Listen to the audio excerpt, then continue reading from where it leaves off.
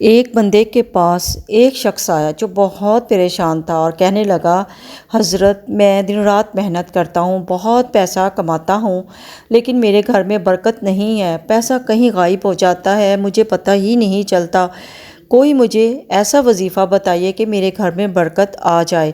بزرگ جو مسکرائے اور انہوں نے اس شخص سے کہا، ایک عجیب سوال پوچھا۔ انہوں نے کہا، یہ بتاؤ، جب تم اپنے گھر میں روٹی کھاتے ہو تو کیا تمہارے دسترخوان پر روٹی کے چھوٹے چھوٹے ٹکڑے یا چورے گرتے ہیں؟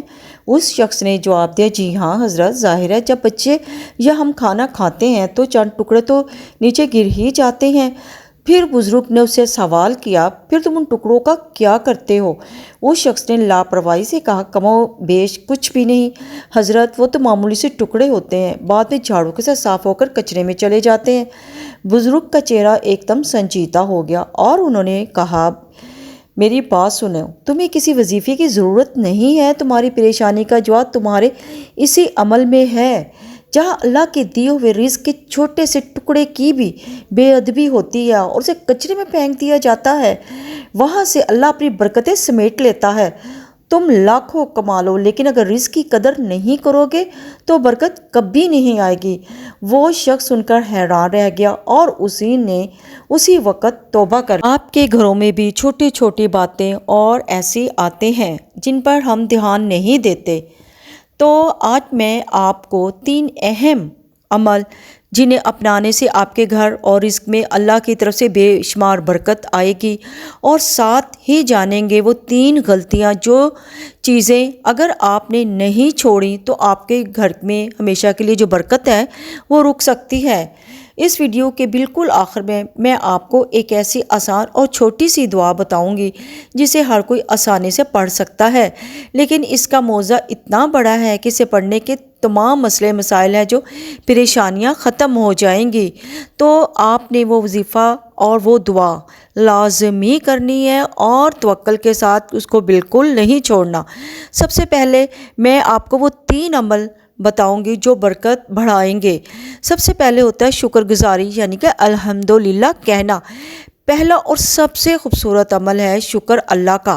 قرآن میں وعدہ ہے، اگر تم شکر ادا کرو گے تو میں تمہیں اور زیادہ دوں گا۔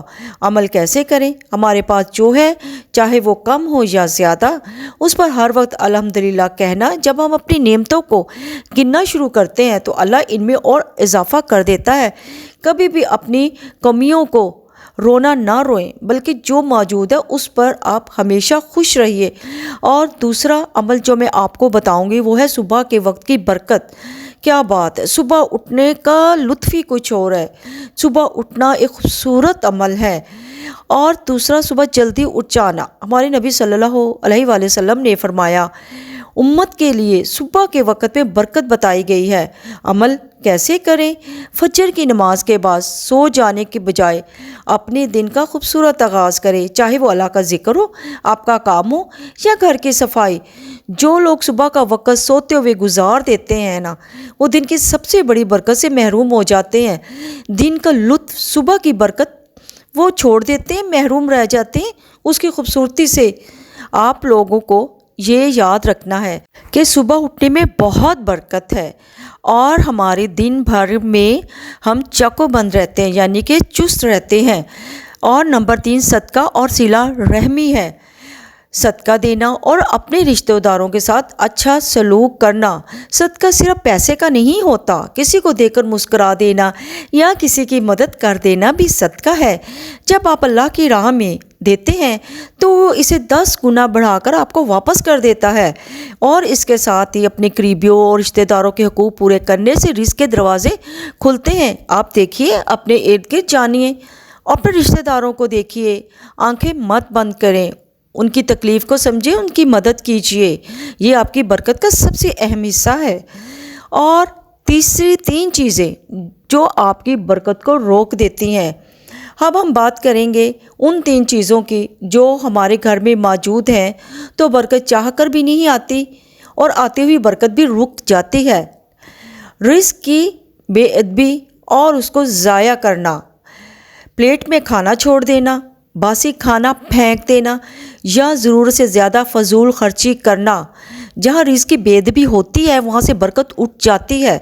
جتنا ضروری ہو اتنا ہی پکائیے اور اتنا ہی کھائیے۔ اور دوسری چیز، ہر وقت گھر میں شکایتوں کا ماحول رہنا، ہمارے پاس تو کچھ نہیں ہے، ہماری تو قسمت ہی خراب ہے، اس طرح کے جملے اور گھر میں ہونے والے فضول قسم کے جھگڑے آپ کی برکت کو ختم کر دیتے ہیں۔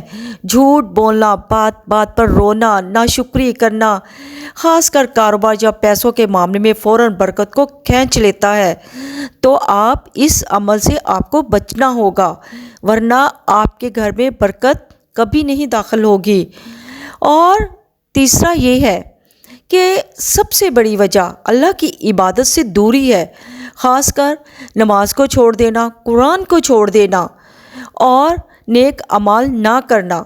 جو گھر اللہ کے ذکر سے خالی ہوتا ہے نا، وہاں برکت بالکل نہیں آتی، بلکہ تنگی، بے چینی آ جاتی ہے۔ حرام ذریعے سے آمدنی کرنا یا فلاں کسی کا حق مار دینا اور ایک ایسی چیز ہے جو پوری زندگی کی برکت کو ایک جھٹکے میں روک سکتی ہے۔ یہ گناہ آپ کبھی بھی بھول کر مت کریں۔ کسی کا حق مت ماریے، کسی کو تکلیف مت دیجیے اور حرام اپنی اولاد کو مت کھلائیے۔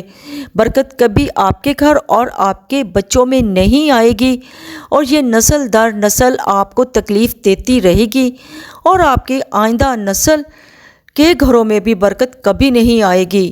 اس چیز سے آپ توبہ کیجیے۔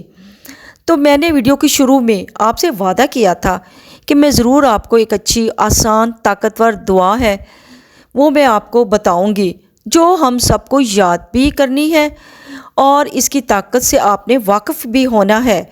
سب سے پہلی دعا جو ہے وہ استغفر اللہ ربی و اتوب علیہ۔ آپ اس کے علاوہ استغفر اللہ ربی من کل ذنب و اتوب علیہ بھی پڑھ سکتے ہیں۔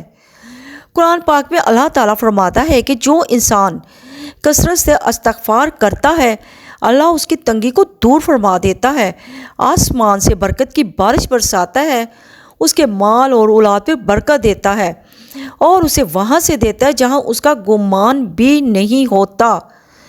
آپ نے بس یہ کرنا ہے کہ دن میں اٹھتے بیٹھتے کام کرتے ہوئے یا ہر نماز کے بعد تسبیح پر کثرت سے استغفر اللہ پڑھنے کی عادت بنانی ہے۔ آپ کے گھر کے جتنے بھی مسئلے، مسائل، بیماریاں یا پیسوں کی تنگی ہے وہ اللہ کے فضل سے چند دنوں میں ختم ہو جائے گی۔ اور دوسرا، بہت ہی بہترین، بہت ہی پیاری دعا ہے جو 2 سجدوں کے درمیان پڑھی جانے والی یہ دعا بہت ہی جامع ہے، کیونکہ اس ایک چھوٹی سی دعا میں انسان اپنے لیے مغفرت، رحمت، ہدایت، عافیت اور رزق سب کچھ مانگ لیتا ہے۔ ہمارے پیارے نبی کریم صلی اللہ علیہ وآلہ وسلم ہر نماز میں 2 سجدوں کے درمیان پڑھا کرتے تھے، اور دعا یہ ہے اللہم اغفر لی وارحمنی واہدنی وعافینی ورزقنی۔